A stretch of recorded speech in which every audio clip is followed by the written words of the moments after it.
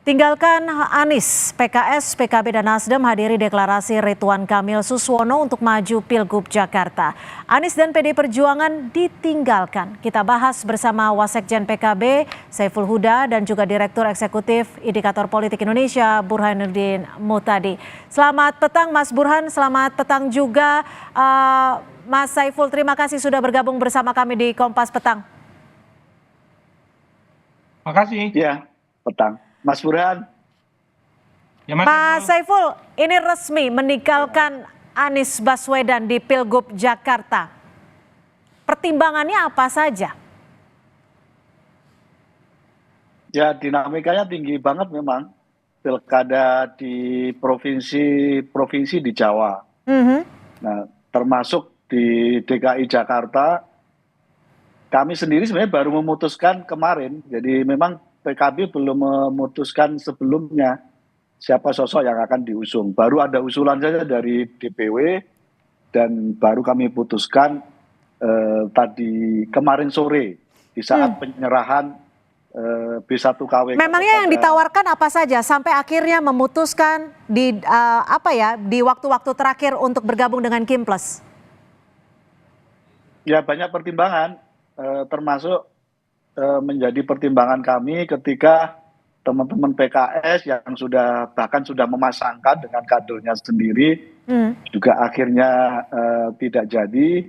Nasdem ya sudah mengeluarkan surat juga tidak jadi. Jadi komunikasi kami dengan dua partai ini yang sebelumnya ada rencana mengusung Mas Anies, ketika tidak jadi, akhirnya kami memutuskan untuk menjadi bagian dari koalisi ini. Mas Burhan, kalau Anda melihatnya bagaimana ketika Anies ditinggalkan sendiri dan saat ini bisa dipastikan tidak bisa maju untuk Pilgub Jakarta? Sebenarnya saya tidak terlalu kaget ya. Justru Anies baiknya atau seharusnya itu mempersiapkan dari awal skenario terburuk. Jika misalnya partai-partai tidak jadi mencalonkan dirinya. Nah, masalahnya Anies tidak memiliki skenario atau plan B. Jadi misalnya jalur perseorangan tidak disiapkan oleh Mas Anies atau timnya. Termasuk juga plan lain, misalnya plan masuk ke partai untuk memudahkan dalam usaha untuk mencari kendaraan, itu juga tidak disiapkan dari awal. Jadi memang kita tidak bisa menyalahkan Anies penuhnya, ini ada kaitannya dengan aturan main di mana tidak ada pembatasan maksimum koalisi sehingga aksi borong partai terjadi. Jadi ini ke depan harus segera diperbaiki supaya masyarakat Jakarta secara khusus atau masyarakat Indonesia secara umum itu tidak di-effect completely oleh elit partai.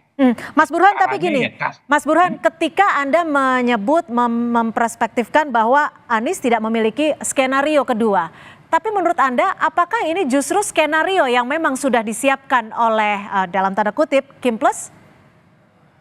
Nah, saya tidak tahu apakah Kimples ini mempersiapkan skenario dari awal atau tidak ya. Itu kita tidak bisa melihat dari motifnya. Tetapi yang pasti kan Anies harusnya mempersiapkan itu kalau misalnya diperlakukan semacam ini. Harusnya Anies itu tidak percaya 100%. Tidak pasrah bongkoan sama partai.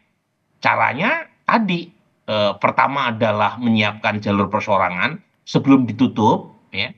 Kemudian yang kedua termasuk skenario masuk ke partai supaya cara untuk memenuhi minimum threshold 20% itu bisa terpenuhi. Nah, Anies kan nggak bisa mengontrol orang lain, yang dia bisa kontrol adalah dirinya dan timnya sendiri. Nah, itu yang tidak dilakukan, makanya sekarang sudah telat ya, kemungkinan besar kita akan menyaksikan skenario Solo ya, yaitu calon kuat yaitu Gibran saat itu didukung oleh hampir semua partai melawan calon yang sangat tidak kompetitif. Jadi bukan skenario Makassar tetapi skenario Solo. Nah, ini terjadi karena kalau kita lihat calon independen yang barusan disahkan oleh KPU Jakarta, Pak Dharma Pongrekun, itu elektabilitasnya hanya 0,2%.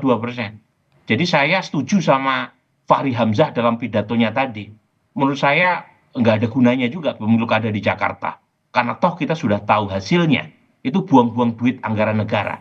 Ya, menggelar pilkada Jakarta antara Ridwan Kamil dengan Suswono didukung oleh 12 partai melawan calon yang sama sekali tidak kompeten. Artinya menurut Anda dalam tanda petik Anies apa ya bisa dikatakan kena prank gitu dalam tanda kutip?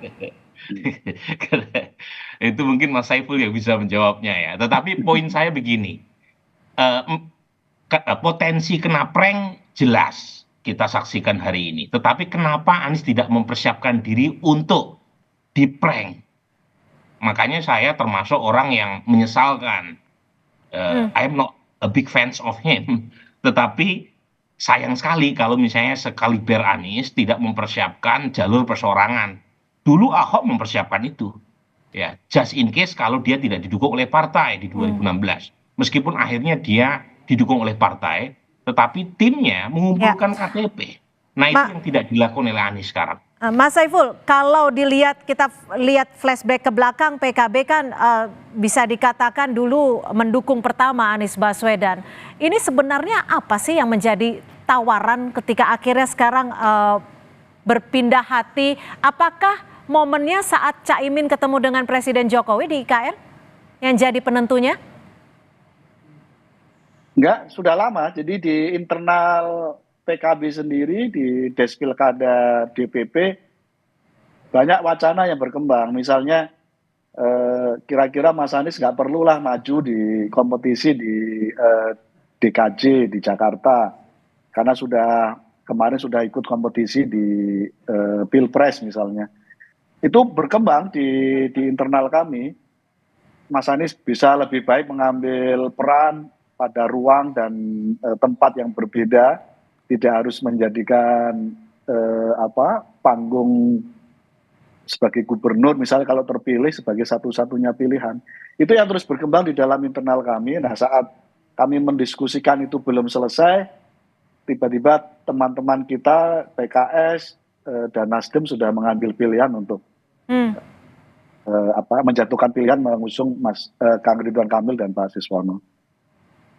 Baik, terima kasih Mas Saiful Huda dan juga Mas Burhanuddin Muhtadi untuk bergabung di Kompas Petang hari ini. Selamat sore.